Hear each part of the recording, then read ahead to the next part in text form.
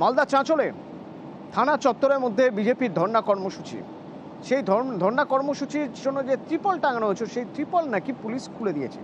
এরপর পুলিশের সঙ্গে বচসা ধস্তাধস্তি এবং একজন কর্মী অসুস্থ পর্যন্ত হয়ে পড়েছেন।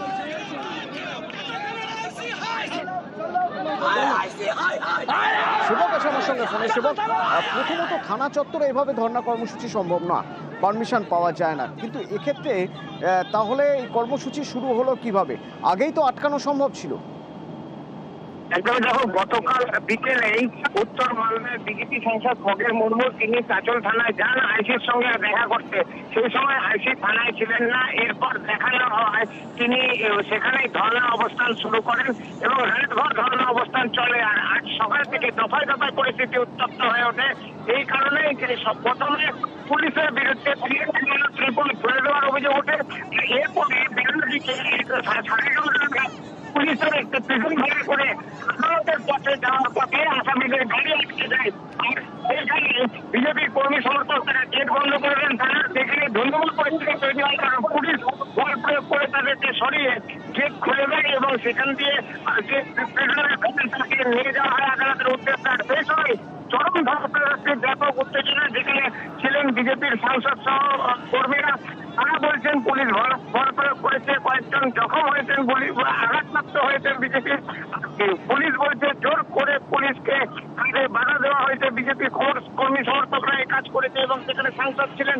সব মিলিয়ে উত্তেজনাকর পরিস্থিতি তৈরি হয়। পুলিশ ওই এলাকায় বাড়তি পুলিশ নামানো হয়েছে। এই মুহূর্তে চাঁচল থানায় উত্তেজনা রয়েছে, যদিও প্রিজন ভ্যান ফিরে যাওয়ার পর ফের অবস্থান আন্দোলন শুরু করেছেন বিজেপি সাংসদ। থানায় চাঁচলের আইসি রয়েছেন, কিন্তু এখনো পর্যন্ত পক্ষের কিন্তু কোনো কথা হয়নি। উত্তেজনাকর পরিস্থিতি রয়েছে চাঁচলে। ধন্যবাদ।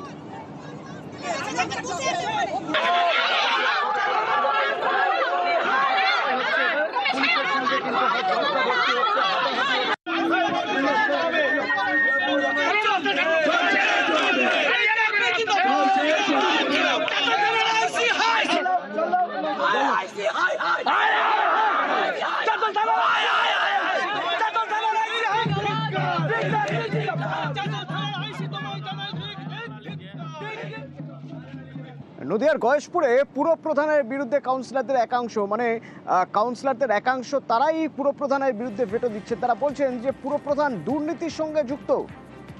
নদিয়ার গয়েশপুরের ঘটনা, বলছেন যে টেন্ডার ছাড়া নাকি 2 কোটি টাকার রাস্তার কাজ শুরু করে দিয়েছে। কোনো রকম কোনো পুর বোর্ডের বৈঠক হয়নি।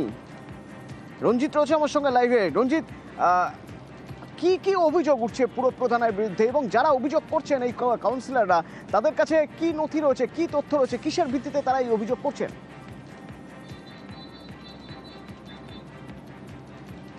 দেখো, গয়েশপুর পৌরসভার পৌরপ্রধানের বিরুদ্ধে এর আগেও 4 কোটি টাকারও বেশি টেন্ডার দুর্নীতির অভিযোগ তুলেছিল 10 জন কাউন্সিলর। 18 জন কাউন্সিলর বোর্ড সদস্য, তাদের মধ্যে 10 জন কাউন্সিলরই পৌরসভা পৌরপ্রধানের বিরুদ্ধে অভিযোগ তুলেছিল। এবারও একই অভিযোগ তুললো, কারণ 2 কোটি টাকারও বেশি রাস্তার জন্য কাজের বরাদ্দ হয়েছে। সেটা টেন্ডার সম্পন্ন হওয়ার আগেই সেই রাস্তায় কাজ শুরু হয়েছে এবং 1 তারিখে টেন্ডার চালু হলে 15 তারিখে টেন্ডার ক্লোজিং এর ডেট, তার আগেই রাস্তার কাজ চলছে। এবং সবথেকে বড় অভিযোগ যে পৌর বোর্ডে যে বিওসিতে অর্থাৎ বোর্ড অফ কাউন্সিলরদের যে মিটিং, সেখানে কোনো রকম আলোচনা হয়নি এবং বারবার পৌরপ্রধানের বিরুদ্ধে একইভাবে অভিযোগ তুলছে এই 10 জন কাউন্সিলর। এর আগেও কাউন্সিলররা পৌরপ্রধানের বিরুদ্ধে তারা অনাস্থা প্রস্তাব এনেছিল একাধিক দুর্নীতির অভিযোগে। নতুন করে তারা একই অভিযোগ তুলেছে যে কোনো রকম আলোচনা ছাড়াই, কোনো রকম নিয়ম না মেনেই এখানে কাজ শুরু করে দেওয়া হয়েছে এবং 2,28,00,000 টাকার কাজ, সেই কাজ এখনো পর্যন্ত টেন্ডারের ডেট সম্পন্ন হয়নি। অর্থাৎ 15 সেপ্টেম্বর টেন্ডার ক্লোজ হওয়ার কথা। তারপরে বেশ কিছু নিয়ম রয়েছে, তারপরে বিওসিতে আলোচনা হবে, তারপর টেন্ডার সম্পন্ন হবে, কিন্তু তার আগে ঠিকাদারদের দিকে কাজ করা হচ্ছে। যদিও পৌরপ্রধান দাবি করছে দ্রুত মেরামতির কাজ শুরু করা হয়েছে, যেহেতু সামনে পুজো রয়েছে, রাস্তা অবস্থা অত্যন্ত খারাপ রয়েছে, তার জন্য তিনি কাজ শুরু করেছেন। স্থানীয় ঠিকাদাররা এই কাজ করছে।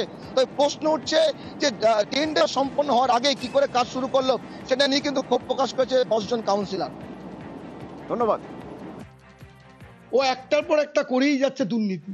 এর আগে 4,12,00,000 টাকার রাস্তা আজ অব্দি বোর্ডে পাস হয়নি। আবার 2,84,00,000 টাকার 5খানা রাস্তা হওয়া ভালো। 12 তারিখে বোর্ড মিটিং গেছে, তাহলে 12 তারিখে বোর্ড মিটিং এ কেন আলোচনা করলি না?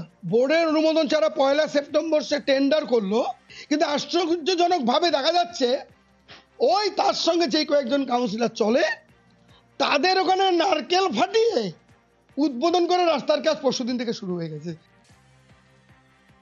বিভিন্ন জায়গা থেকে নানান কমপ্লেন আসছে, তো আমাকে এটা জরুরি ভিত্তিতে এই কাজগুলো করাতে হয়েছে এবং এখনো তো কেউ কাজের বরাত পাননি। তো এটা এমনভাবে করা হচ্ছে যারা রেগুলার কন্ট্রাক্টর তাদের বলা হয়েছে কোনো রকমভাবে লেভেল করে দাও, পরে যে পার্মানেন্ট কন্ট্রাক্ট পাবে বিল করবার সময় তার সঙ্গে নেগোশিয়েট করে নেবে। ট্রাম্পের টুইস্টে এবার মোদির জবাব। এসসিও সামিটে চীনে এক মঞ্চে Modi, Putin, Jinping. Make Asia great এগেইনের স্লোগানে শান দিয়ে বিশ্বমঞ্চে ফোকাসে 3 রাষ্ট্রনেতা, আর তাতেই ওয়াশিংটনের চাপ বেড়েছে। নিজের শুল্ক নীতিতে ঘরেই চাপে প্রেসিডেন্ট ট্রাম্প।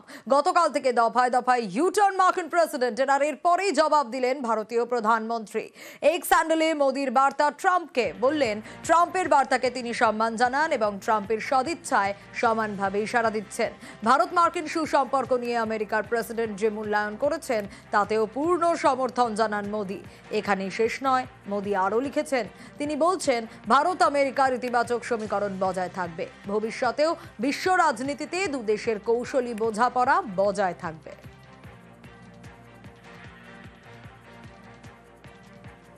এর আগেই গতকাল থেকে বারবার মোদিকে বার্তা দিচ্ছেন ট্রাম্প। প্রথমে ভারতকে হারিয়ে ফেলা নিয়ে হতাশ, হা-হুতাশ। 24 ঘন্টার মধ্যেই আবার সুর বদল। ইউটার্ন নিয়ে বললেন ভারতকে হারাননি, এমনকি ভারতের প্রধানমন্ত্রীর সঙ্গে তার সুসম্পর্ক রয়েছে বলেও জানিয়ে দেন তিনি। হোয়াইট হাউসে সাংবাদিক বৈঠকে তিনি বলেন রাশিয়ার কাছ থেকে ভারত তেল কেনায় তিনি হতাশ, সেই সঙ্গে ভারতের সঙ্গে সম্পর্ক মেরামতিতে তিনি তৈরি। বন্ধুত্বের বার্তা দিয়েই ফের মোদির প্রশংসায় পঞ্চমুখ মার্কিন president. And are you ready to reset relations with India at this point? I always will. I'll always be friends with Modi. He's great. Prime Minister, he's great.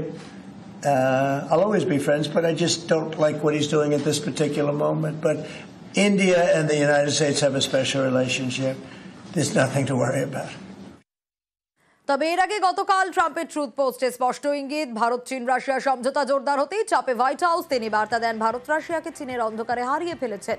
সম্প্রতি চীনে এসসিও সামিটের কাছাকাছি ভারত চীন রাশিয়া এক ফ্রেমে। মোদি, পুতিন ও Xi Jinping make Asia great এগেইনের ভিশনে চাপে আমেরিকা, মনে করছে বিশেষজ্ঞরা। আর এই মুহূর্তে নজর রাখবো নবান্নে নিয়োগ পরীক্ষা নিয়ে বৈঠক। বিকেলে বৈঠক ডাকলেন মুখ্য সচিব। আরো ডিটেইল আপডেট দিতে পারবে সোমরাজ, রয়েছেন আমার সঙ্গে। সোমরাজ, দেখো, অত্যন্ত গুরুত্বপূর্ণ বিকেল 4টে থেকে মুখ্য সচিব বৈঠক ডেকেছেন। স্কুল সার্ভিস কমিশন নিয়োগের লিখিত পরীক্ষা নিয়ে জরুরি বৈঠক থাকবেন মুখ্য সচিব মনোজ পান। সেই বৈঠকে বিভিন্ন জেলাশাসক সহ এসএসসির আধিকারিকরা উপস্থিত থাকবেন। আগামীকাল দুপুর 12টা থেকে পরীক্ষা রয়েছে, তার ঠিক 24 ঘন্টা আগে মুখ্য সচিবের এই বৈঠক। মনে করা হচ্ছে এই বৈঠক থেকে আরো বেশ কিছু গুরুত্বপূর্ণ নির্দেশ মুখ্য সচিব দিতে পারেন জেলাশাসকদের। বিকেল 4টে থেকে জেলাশাসকদের নিয়ে যে বৈঠক রাখা হয়েছে সেখানে ভার্চুয়ালি বিভিন্ন জেলাশাসকরা উপস্থিত থাকবেন, কয়েকটি দপ্তরের সচিবরা উপস্থিত থাকবেন, স্কুল শিক্ষা দপ্তরের আধিকারিকদের উপস্থিত থাকার নির্দেশ দেওয়া হয়েছে। ইতিমধ্যেই পরীক্ষা পরিচালনা কিভাবে হবে তা নিয়ে জেলায় জেলায় গাইডলাইন পাঠিয়ে দেওয়া হয়েছে। বিকেল 4টে থেকে মুখ্য সচিবের যে বৈঠক ডাকা হলো স্কুল সার্ভিস কমিশনের পরীক্ষা নিয়ে, তা নিয়ে মনে করা হচ্ছে যে আরো বেশ কিছু নির্দেশ, বিশেষ করে নিরাপত্তা ব্যবস্থা, পরীক্ষা পরিচালনা ব্যবস্থা নিয়ে গুরুত্বপূর্ণ নির্দেশ দেওয়া হতে পারে। বেশ সোমরাজ।